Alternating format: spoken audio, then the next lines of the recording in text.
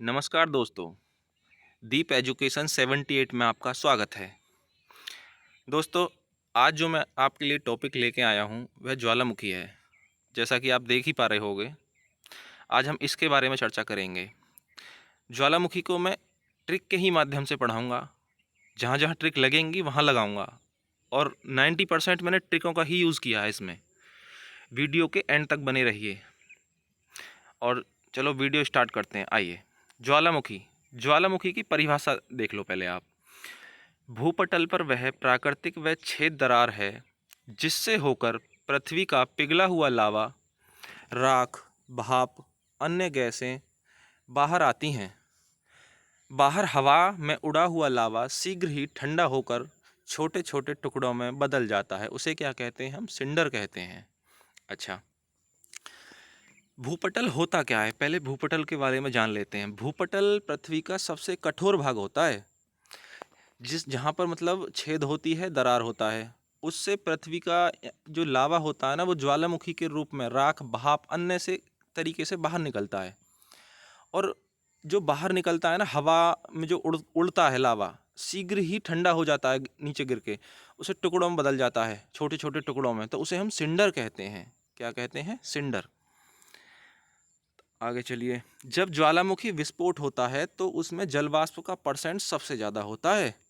जब ज्वालामुखी फटती है ना, तो उसमें जो जलवाष्प का जो परसेंट होता है, प्रतिशत, वो सबसे ज़्यादा होता है। ज्वालामुखी फटता है, ठीक है, तो दरारों से जल तथा वाष्प ऊंचाई से निकलकर नीचे गिरता है। उसे गैसर कहते हैं। वाष्प, गैस, गैस किससे होती है? वाष्प से होती है। तो इसी प्रकार से याद कर लो, जो वाष्प, जलवाष्प है, ऊंचाई से नीचे गिरता है, वह गैसर कहलाता है। अच्छा, ज्वालामुखी कितने प्रकार की होती है? ज्वालामुखी 3 प्रकार की होती है। 3 प्रकार की होती है ज्वालामुखी। अच्छा, सक्रिय ज्वालामुखी। पहली है सक्रिय ज्वालामुखी। इसकी डेफिनेशन कुछ इस प्रकार है। यह अक्सर फटते रहते हैं। यह जो सक्रिय ज्वालामुखी है, ये एक्टिव रहती है। अक्सर इसमें जो उद्गार होते हैं ना, वो होते ही रहते हैं। वर्तमान में 500 सक्रिय ज्वालामुखी हैं। हमारे इस टाइम 500 सक्रिय ज्वालामुखी हैं दोस्तों। कुछ सक्रिय ज्वालामुखी हैं जो इम्पोर्टेंट्स हैं, मतलब एग्ज़ाम के पॉइंट ऑफ व्यू से। ऐसा तो है नहीं कि हम 500 की 500 ही इम्पोर्टेंट होंगी, हम उनको पढ़ाएं। कुछ इम्पोर्टेंट्स हैं जो एग्ज़ाम में बार बार रिपीट होती हैं। हम उन्हीं के बारे में चलो बात कर लेते हैं। स्ट्राम्बोली तथा एटना, ये 2 ज्वालामुखी हैं, स्ट्राम्बोली तथा एटना। स्ट्राम्बोली एटना कहाँ है? इटली में। इटली जो होती है वो एटला ही कहलाती है। इटली, एटला कुछ मैच खा रहा है ना। स्ट्राम्बोली का तो सभी पता होता है कि ये इटली में है। चलिए आगे चलते हैं। स्ट्राम्बोली के बारे में बात कर लेते हैं। इटली के लिपार द्वीप पर है। स्ट्राम्बोली जो है, इटली का एक लिपार द्वीप होता है, उस पर ये स्ट्राम्बोली है। इस ज्वालामुखी से सदैव प्रज्वलित गैस बाहर निकलती है।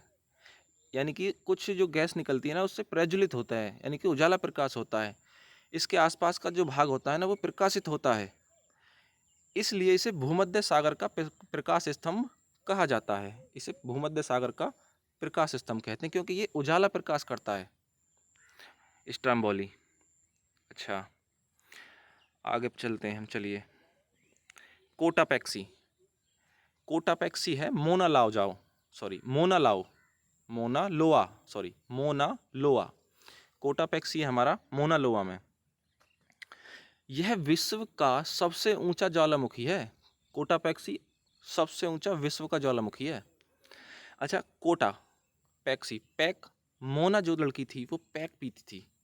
पैक पीती थी, हर टाइम बोलती थी मोना पैक लाओ, मोना पैक लाओ, बोलती थी मोना पैक लाओ। इसे इस तरीके से एलिमिनेट कर लो, याद हो जाएगा। ये तो एक मोना लाओ जगह है, और ये है, ये जो अगली ज्वालामुखी है मोना लोआ, यह एक हवाई द्वीप पर है। मोना लोआ हवाई द्वीप पर है। इसको किस तरीके से एनिमेट करेंगे हम?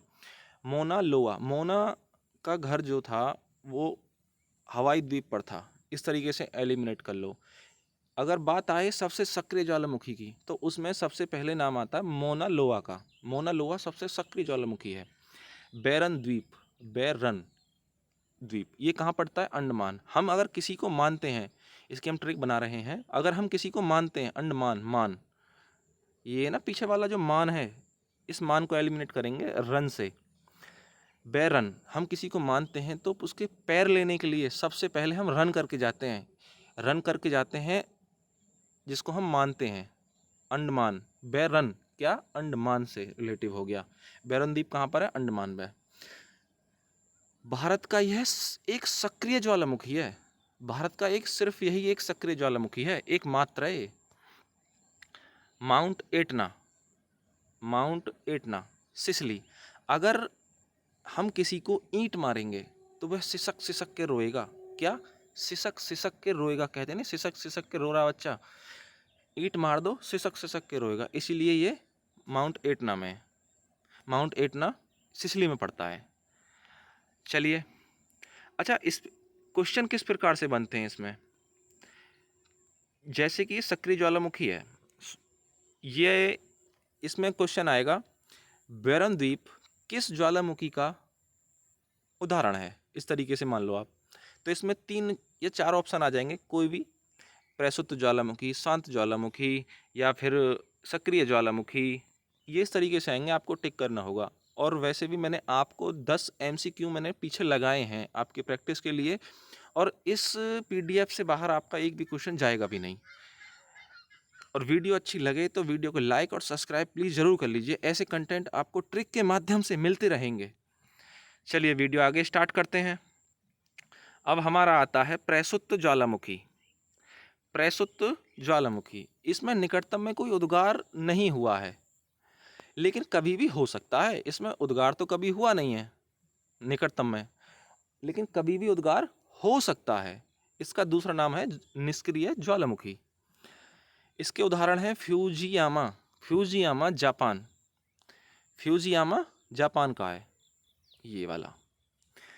फ्यूज़, फ्यूज़ कब उड़ते हैं? जब कोई पान खा लेता है, किसी को आदत तो है नहीं खाने की, उसने पान खा लिया, पान खाने के बाद उसके फ्यूज़ उड़ गए। क्या? जापान। इस तरीके से एलिमिनेट कर लो इसको। नारकोंडम, ये नारकोंडम, नारकोंडम तो कुछ इसी अंडमान निकोबार पर है, ये तो इससे मैच खा ही रहा है, इसको तो याद कर ही लोगे आप। नारकोंडम अंडमान निकोबार। चलिए आगे, तीसरा आता है हमारा शांत ज्वालामुखी। इनमें ना तो कभी लंबे समय से उद्गार हुआ है और ना ही होने की कभी संभावना है आगे को। ये शांत ज्वालामुखी इसीलिए कहा जाता है। इसके उदाहरण हैं ये 3। कोहे सुल्तान, कोहे सुल्तान, ये कोहे सुल्तान। सुल्तान, सुल्तान जब आदमी, यानी सुल्तान एक बड़ी उपाधि होती है, अगर कोई सुल्तान बन जाता है वो किसी को नहीं जानता है, तो यह ईरान में पड़ेगा। सुल्तान किसी को नहीं जानता है। अगला आता है पोपा, पोपा आया म्यांमार। पापा, मम्मी मार रही है, इसको इस तरीके से एलिमिनेट कर लीजिए। मैम, मम्मी मार रही है, पोपा यानी कि पापा, मम्मी मार रही है। पोपा कहाँ का ज्वालामुखी है? शांत, ये है म्यांमार का। किलीमंजारो, अगर मैं बात करूँ किलीमंजारो की, किलीमंजारो, किली मंजा और तंजा, ये मंजा और ये तंजा मैच खा रहा है ना, ये इसको इस तरीके से एलिमिनेट कर लो। किलीमंजारो तंजानिया का है, किलीमंजारो तंजानिया का है, ठीक है। मंजा और तंजा, ये तंजानिया जो है अफ्रीका में पड़ता है। इसी तरीके से आप, मैंने जो आपको ट्रिक बताई हैं, इनको आप 1-2 बार दोहराओगे तो ये आपके माइंड में सेट हो जाएंगी। चलिए आगे चलते हैं।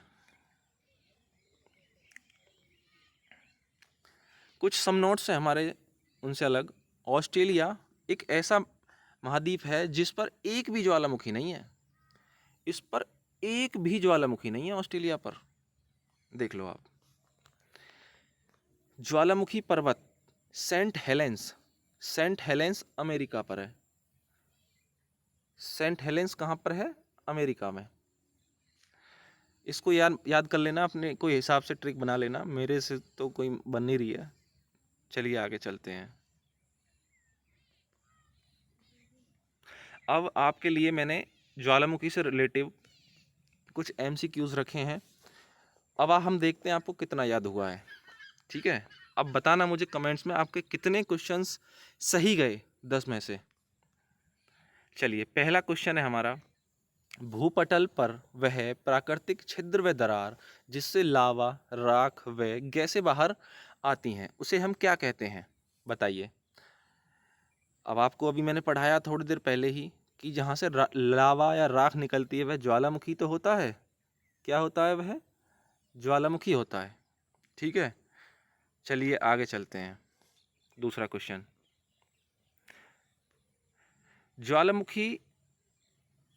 ज्वालामुखी के छोटे छोटे ठोस टुकड़े को क्या कहते हैं?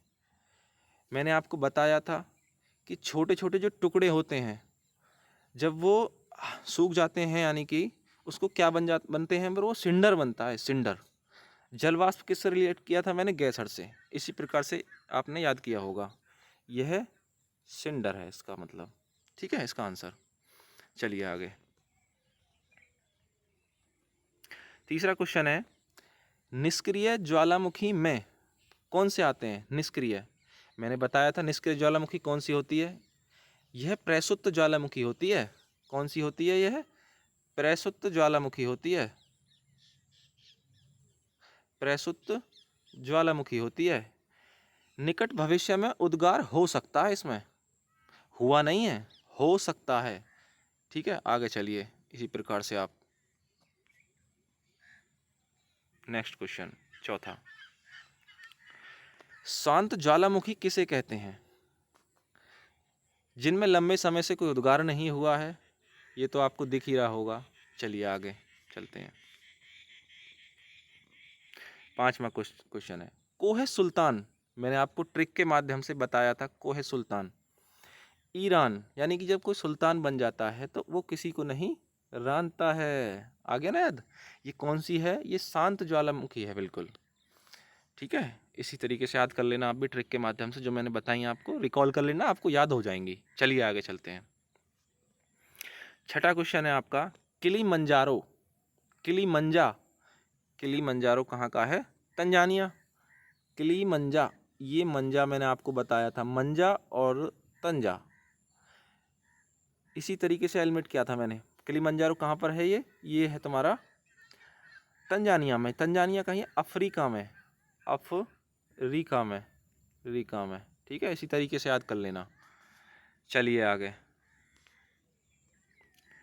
ज्वालामुखी पर्वत सेंट हेलेंस, ये आपको याद होगा कि सबसे लास्ट में पूछा था, जो अमेरिका में पड़ता है। मैंने बोला था कि अपने माध्यम से याद कर लेना, मैं तो कोई ठीक बन नहीं पाई है, आप बना लेना।